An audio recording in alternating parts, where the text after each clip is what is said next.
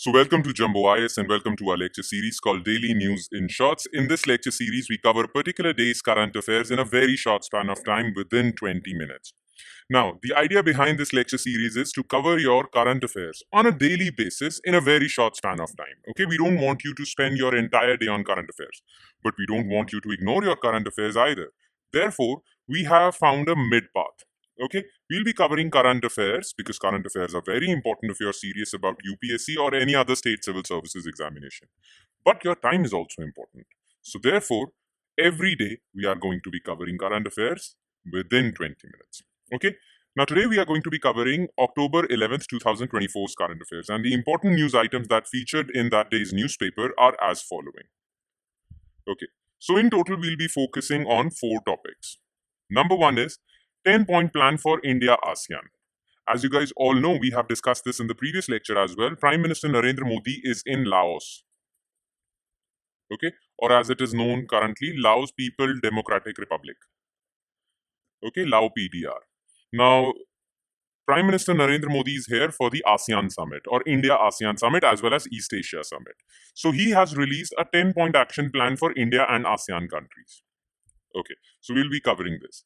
Then we'll be talking about National Agricultural Code. National Agriculture Code because basically Bureau of Indian Standards has said that they are going to come out with National Agriculture Code. Now, what is the significance of this National Agriculture Code? What purpose would it solve? And what is National Agriculture Code? We'll talk about this. Then we'll shift our focus to Antarctica because there is a dangerous environment related news brewing up in that area. A particular region of Antarctica known as Antarctic Peninsula has been developing green patches, or you can say that flora has been developing in this area.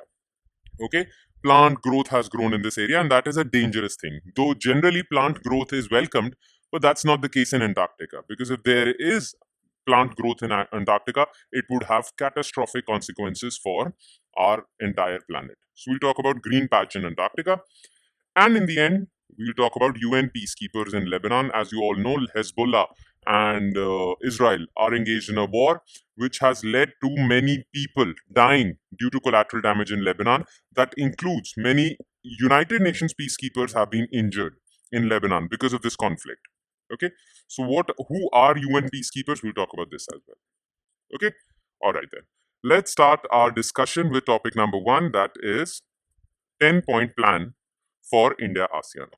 So currently, 21st ASEAN India-ASEAN Summit has been going on in Vientiane, that is the capital of Lao PDR. And there, Prime Minister Narendra Modi announced 10-point plan to mark India's Act East policy, the 10th anniversary of India's Act East policy. Because India's Act East policy was launched in 2014 and now it is around about 10 years. So to mark the decade of India-ASEAN relationship within the Act East policy, Prime Minister Narendra Modi has released 10-point plan. Okay, this 10-point plan actually defines the engagement of India and ASEAN in the next year. PM underlined that dialogue and cooperation between India and ASEAN are of utmost importance at the time of conflict and tension in many parts of the world. As you all know, many parts of the world are suffering from conflict, okay, whether it's Middle East, whether it's Europe, and there are some tensions in the South China Sea as well, in which the ASEAN countries are very much interested. So therefore, India and ASEAN need to engage constructively. India is a rising power, and ASEAN needs India's support to protect its interests in South China Sea. All right. Now, what were the areas of cooperation that both these regions, ASEAN region and India, talked about? First of all, India said that the already discussed declaration on the conduct of parties in the South China Sea should be implemented. Okay, it should be implemented properly. Why? Because China is not conducting itself properly in the South China Sea. This is the South China Sea. And all these ASEAN countries are interested in South China Sea, and China has been quite aggressive in this region. Okay, so conduct of parties in the South China Sea, first of all, the declaration on the conduct of parties in the South China Sea should be properly honored. Okay, all countries should take care of it. Then, a code of conduct in the South China Sea should be signed upon. China and all these ASEAN countries should actually, whoever is interested in South China Sea should actually define a code of conduct as to how these different countries would behave in this region. Okay. Then India said that we need to cooperate in emerging technologies as well, like AI, Internet of Things, quantum computing, 6G, and all that stuff. And ASEAN countries are very much impressed by India's digital public infrastructure, like UPI, like Aadhaar. So they want India's expertise in implementing that digital public infrastructure in ASEAN region as well. So some cooperation in digital transformation is also required. Okay, these were the things that they talked about. India ASEAN talked about in this summit. But what about the 10-point action plan? So the 10-point plan released by Prime Minister Modi is as following. These are the 10 points. First of all, Prime Minister Modi proposed that in 2025 should be celebrated as ASEAN India Year of Tourism. Okay, then we have to celebrate the decade of Act East policy. As I've told you, Act East policy has marked 10th anniversary. It's 10th anniversary in 2024. Therefore, we need to celebrate it. We need to organize ASEAN India Women Scientists Conclave, ASEAN India Science and Technology Development Fund, then doubling the number of scholarships at Nalanda University so that student to student contact increases, then review of goods agreement, disaster resilience. Health minister should talk about because has now become a top priority after the pandemic, especially. Then cyber policy dialogue. Then we need to cooperate in green hydrogen because it's a clean fuel. And for sustainability of the planet, Prime Minister Modi invited ASEAN leaders to join Plant a Tree for Mother campaign of India. Okay, so these were the 10 points. All right, okay. Now let's move forward to second issue, which is National Agriculture Code. Now, what was in the news? You need to understand this news properly. Okay, it's very important. Look, there is this organization called Bureau of Indian Standards. Now, this Bureau of Indian Standards functions under Department of Consumer Affairs, under Ministry of Consumer. Okay, it functions under Department of Consumer Affairs, Bureau of Indian Standards. And what does this body do? This body actually releases standards for various things. Now, standards are very important. Okay, for example, Bureau of Indian Standards at one point of time released National Building Code. Now, this document, National Building Code, developed by BIS, actually contains some rules and regulations that all builders should follow. Okay, without these standards, it would be wild, wild west in India as far as construction is concerned. Because some standards are required so that you create safe buildings, green buildings, and all the other requirements that you need. So they created a proper National Building Code which would contain standards for what type of material should be used in construction, what should be the quality of cement, what should be the architecture. All of that is written in this. So builders follow this code. Then National Electrical Code is also released for various electrical appliances, that how electrical appliances should be, how the wiring should be, and all that. These standards are important if we want to ensure that quality work is being done, whether it's building or electricals. Similarly, Bureau of Indian Standards has said that we are going to create National Agriculture Code. This code would contain many things. First of all, it would talk about, it would give standards for machinery, the agricultural machinery. What should be the standard of machinery? What standard of tractors should be used? What standard of thresher should be used? Okay. It would give standards for inputs, fertilizers, and pesticides. What type of fertilizers, what quality of fertilizers should be used. And it would also give standards regarding best practices. Farmers, agricultural universities would follow this code, would follow these standards in their farming operations, so that their agriculture becomes productive. Okay, so this document would contain standards for best practices, standards for best input, standards for best machinery. This is very important if you want to make your agriculture quality, because this document will ensure quality. And with better quality comes efficiency. And with better efficiency comes better productivity. And to extend it further, with better productivity would come increased farmers' income. Okay, so that is why this thing is very important, National Agriculture Code. As far as BIS is concerned, well, BIS is a national body which sets standards for different products, for building, electricals, and many other things. All right, now let's talk about this National Agriculture Code. Okay, now this National Agriculture Code would contain standards for all agricultural practices. Okay, It will cover the entire agricultural life cycle, whether it's sowing of seeds, uh, nurseries, harvest, post harvest, marketing, use of technology, use of new technology like Internet of Things, all that stuff. Okay.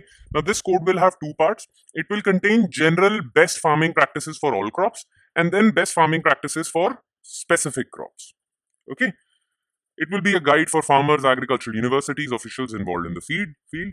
BI is set to introduce an AC aimed at revolutionizing farm practices across the country. The code will outline best practices. Remember, this is important. It will outline best practices for the entire agricultural life cycle. Okay? All right. Now, along with this code, okay, this is very important. Along with this code, BIS is also undertaking a project called Creation of Standardized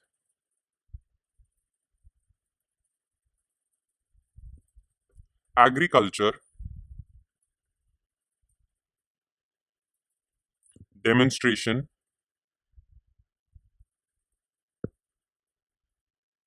Farms. Like this. Okay, standardized agriculture demonstration farms. Now, these farms would be established in various research institutions, agricultural research institutions, and agricultural universities. What these demonstration farms would do is they would show farmers in the who have fields in that vicinity. Okay, they would demonstrate farmers the best practices of farming. So these demonstration farms would showcase farmers how to use new technologies, how to use different instruments, how to use different inputs.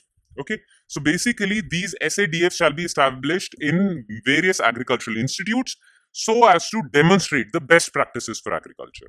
And these best practices would be based on NAC. Okay. By the way, NAC will also cover best practices for using high-tech technology like AI, Internet of Things. It would contain best practices for organic farming, so that farmers should know how to do organic farming, for natural farming, and all the other things. Okay, so it's a very good thing. All right. Then, this news item, this is very important and very dangerous also. Green patch in Antarctica. As you can see, Antarctica looks something like this, but green areas have been developing in Antarctica, especially one particular region of Antarctica that is called the Antarctic Peninsula. Plant cover across Antarctic Peninsula along mountainous extension of Antarctica that points north towards South America has increased more than 10 times over the past few decades due to rising temperatures. Now, why has green cover increased in this area? Because due to rising temperatures, Antarctica has become warm. Because of this warming, well, ice has melted and barren land has been surfaced. Now, because of warm temperatures, these conditions are hospitable for green cover. And that is why you can see grass growing in these regions. All right. Now, as far as Antarctic Peninsula is concerned, you can see over here on this map, this is Antarctica. On this side, you can find the Indian Ocean. On this side is the Atlantic Ocean. Okay, and from here, this area, okay, would have South America also. South America's tip stops at this area. So this is Atlantic Ocean, below is Pacific Ocean. Now, what is Antarctic Peninsula? This extension of land is known as Antarctic Peninsula, and this has become green now. This Antarctic Peninsula goes towards the South American tip. Now, this is dangerous news. And why is this dangerous? Because, first of all, if green cover like this increases in Antarctica, this would lead to basically coming of invasive species. Okay. Now that Antarctica would no longer be that cold, all the tourists, all the researchers who come to this island, they would also bring with themselves various species from their native places. Okay, some researchers from India would come over here and they would bring some Indian species, some Indian bacteria on their boots and all that stuff to this area. Now, these invasive species, because they would find a hospitable area, because green cover has increased, so Antarctica would become hospitable for them, and they would actually multiply and lead to loss of biodiversity, the indigenous biodiversity of this region. Okay, so loss of biodiversity, indigenous. Okay, those animals or plants that are used to conditions in Antarctica won't find those conditions useful anymore. So there would be loss of biodiversity. Then reduction in albedo effect. That is problematic. Why? Because you see, the white ice on Antarctica actually plays a very important role in reflecting back sun's rays. Okay, this white ice actually reflects back solar radiation, right, which keeps the planet cool. But now this white ice won't be there anymore. Green cover would increase, and green is not that good with reflecting back solar radiation. So increase in green cover would reduce the white ice or the spread of white ice in the Antarctic region. This would reduce the ability of Antarctica to reflect back solar radiation. This would reduce the ability of Antarctica to cool down the planet. This would further exacerbate global warming. Now, this ability of white color to reflect back solar radiation is known as albedo effect, and albedo effect would get reduced. And because albedo effect would get reduced, global warming would increase. This would further lead to more melting of ice. More melting of ice would increase sea levels across the globe. Okay, so this is the problem. All right, make sense? Okay. Now let's shift to last news item of the day, which is UN peacekeepers in Lebanon. Now, what has happened? Well, as you all know, Lebanon is suffering from a very huge conflict, very huge war, big war between Israel and Hezbollah. Now, Israel has invaded Lebanon also. Okay, and it has led to various civilian deaths as well. Though Israel is attacking Hezbollah operators, but it has led to some collateral damage. Now, in Lebanon, across the border, okay, in Lebanon, near the border between Israel and Lebanon, at the border site or some kilometers inside the territory of Lebanon, closer to Israel-Lebanon border, well, you have UN peacekeeping force. Now, because of Israel's invasion in Lebanon, many people have argued that Israel's attack, missile attacks, artillery bombings, has led to injury to various UN peacekeepers as well. And this has actually alarmed the world. That is why India also said that it is concerned at the deteriorating security situation in this region. Okay, so because Israel's attacks have not only injured Hezbollah operatives, it has also injured some UN peacekeepers. This has become an international issue. Now, let's talk about UN peacekeepers in Lebanon. Okay, they are also known as UNIFIL. Okay, UN has kept a peacekeeping force called UNIFIL, United Nations Peacekeeping Force in Lebanon. Okay, now UNIFIL was established, or UN has kept this peacekeeping force since 1978. It is a body of more than 10,000 civilian and military personnel from 50 countries. So military people, civilian people from 50 countries are part of this peacekeeping force in Lebanon. Okay, and the purpose of this peacekeeping force is very simple. You can see this blue line.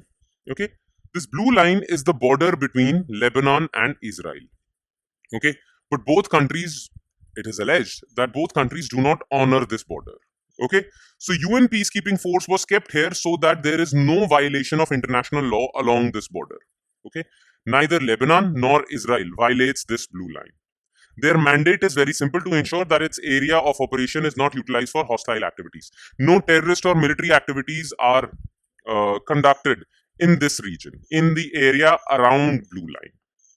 Okay, so peacekeeping force in Lebanon is there to ensure that area around blue line is not used by terrorists or military operatives to attack Israel, and vice versa. This area is a peaceful area. Though these people, peacekeeping force has weapons, but their mandate is not to use weapons indiscriminately. Their mandate is to use weapons only if peace is disturbed in this area. Okay, and this has created a lot of controversy. Okay, so just remember what this peacekeeping force is all about. Okay, it is there, it has been there since 1978, and their mandate is very simple. Okay, to ensure peace in this area. Also remember this blue line. Okay, this blue line is very important because it marks the border between Israel and Lebanon. Okay, what has happened currently is that Israel, because of Hezbollah's activity, Israel has invaded this region. Now, why has Israel invaded this region? The reason is that Hezbollah, from its position over here, has launched various rocket attacks into northern Israel. This has led to many Israelis leaving their homes and coming to southern Israel. Okay, so this area has been completely evacuated by Israel. Close to 60,000 Israelis have left their home from northern Israel and they want to go back.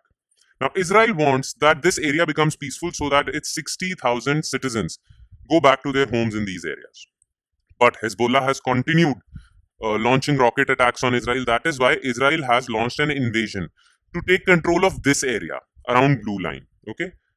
Now, if this area is under Israel's control, or if Israel ensures that there are no Hezbollah operatives behind few kilometers of the Blue Line, then these 60,000 people can be returned back to their homes. Okay, this is the purpose. All right. Okay. On that note, we conclude today's session. Thank you so much for watching, everyone, and I hope it has added value to your preparation. Now, I want you guys to revise this lecture as well. Only then you'll be able to consolidate your current affairs. Now, you can revise this through our PDF file. The PDF file for this particular lecture, which contains the detailed notes for this lecture, is available on our Telegram channel. Make sure you check that out. The link to our Telegram channel is provided in the comment section below. Okay, on that note, I'll be signing off. Thank you so much, everyone, and I'll see you next time with next day's current affairs.